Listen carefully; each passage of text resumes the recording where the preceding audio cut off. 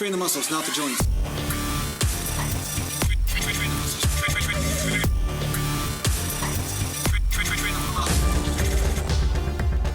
Welcome back to Natural Gland Bodybuilding. Motion. And today I'm going to talk to you about perfect form. And I know some people misunderstand what I'm doing quite a bit when I'm doing some of my exercises. I get the common thing of why aren't you doing full range of motion, or why are you doing partial reps, or why are you doing the technique this way, or why are you doing the reps so fast, right? Why are you doing the reps so fast? Why is your rep speed too fast for muscle growth? And the truth is that a lot of these people have been programmed based on the misinformation on the internet, okay? They've been programmed into what is perfect form and perfect rep speed. And I'm gonna tell you that a lot of the things you've been taught are not true. A lot of the things that have become popular, just like the fads you experience in high school, like everybody's got to roll up their jeans, you know, that was the way it was in the 80s. You had to roll your jeans up and wear high tops or wear rugby shirts. Do you remember the rugby shirt sort of craze? You know, like there's always these trends or these fads, but they aren't always based in some sort of truth. It's just a collective agreement that people make and say, hey, this is what you're supposed to do because that's what people do. So when it comes down to training, I've had to fight a lot of this because the over 3 decades, almost 4 decades of training, I found certain things to be true that a lot of people on the internet were going in opposite direction to. They were saying the opposite things of what I found to be true. And we've talked about the fact that different people will respond to different things. We do have different constitutions, and that does play a factor.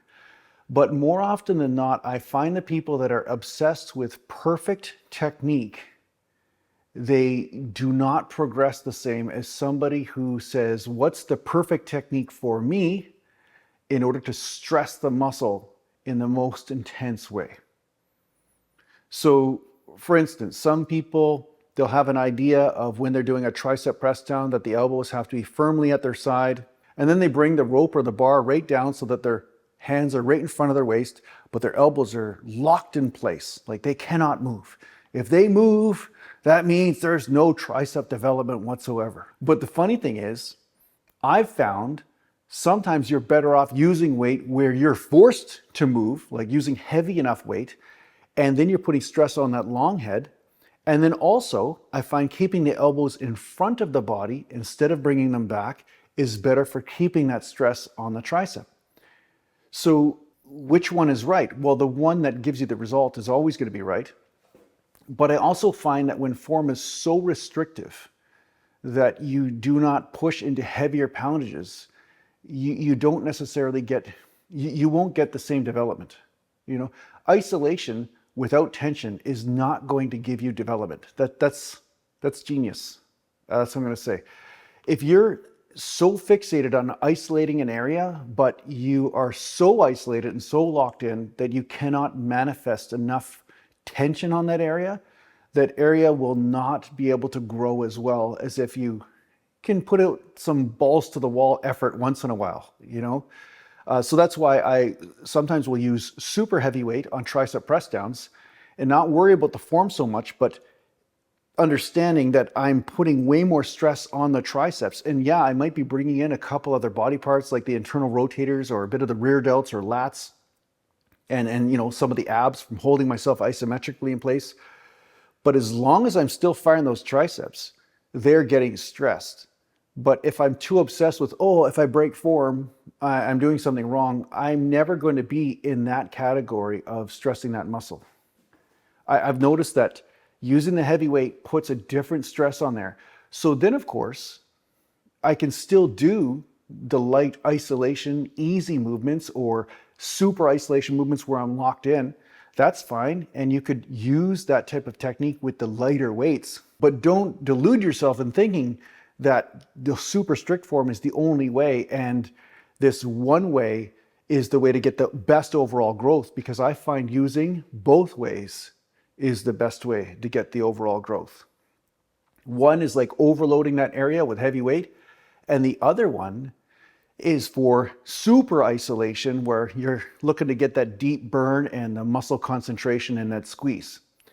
And some of the biggest triceps I've seen on guys weren't because they were doing pretty reps. That's all I'm going to say. Like pretty reps were not part of this one guy's arsenal. I saw this natural guy, or at least at that time he was natural in his life, and he was doing super heavy tricep press downs. It looked like they were ugly. I mean, he'd be strapping weights around his waist so that way he could stay on the ground, and they'd be almost doing like a close grip bench decline wise, like he'd be standing there and doing that. It was an ugly tricep press down, but he got some great development in the triceps from doing that. So he followed his intuition and went with that. So this is sometimes where I find when people are too locked into a way of doing something, they don't understand that effort and tension and sheer weight does make a difference. As long as, of course, like I always say, that weight is not injuring you or you're not putting yourself in a dangerous position. So the tricep press down is one of those examples. I mean, we could talk about bicep curls the same way. We could talk about bent over rows the same way. Like some people, they're like, oh, you have to, basically be face down on the floor, almost like bent over 100% perpendicular to the floor, and then just pull the barbell slowly, squeeze, and then down.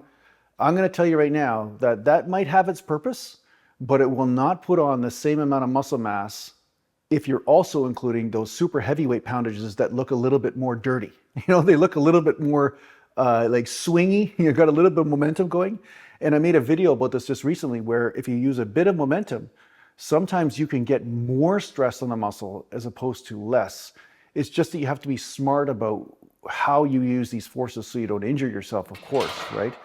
So isolation movements, or even doing compound movements for the sake of isolating a muscle, that's good. It's good to do those super strict reps when you're doing lighter weights and so forth. But when you're using heavier weights and your form doesn't look as pretty, you are going to be also stimulating muscle from a different point of view. And it's going to most likely be stimulating those fast twitch fibers and the fibers that are responsible for a lot of muscle mass. And when you are putting out so much effort, it is normal for, let's just say, the form to change. Or when you're using more tension, the form will change. And I've also made a video on that sometimes there's a heavyweight form and then there's a lightweight form that you use. And both are great. And if you're too stuck in the super strict form, you will limit your muscular gains. You won't necessarily get more muscular gains. So that's one of the things I found. I know it's not something that everybody likes to talk about because they want to look pretty on Instagram and on the internet when everything's just super squeezy and all this. But the truth is, I found that the performance enhanced guys can do just the pretty reps and the little squeezy movements and they can get results. But natural bodybuilders like us cannot do that and get the same results for the most part. I've found most natural bodybuilders have to put on strength and they have to push themselves beyond a certain limit at times. Not all the time, but at times they have to. And it only stands to reason that the form will not be the main goal at that point, but getting heavier poundages on the body. That's basically what the goal is. And of course, you want to do it as safely as possible, but you're not going to be focused as your main goal of having a super pretty rep. So yeah, that's what I got to say about that. Hopefully it helps you out in your training. Thanks a lot for watching. If you need to get a hold of me, just go to naturalgalandbodybuilding.com. And thanks to the Patreon supporters, and take care for now. Move.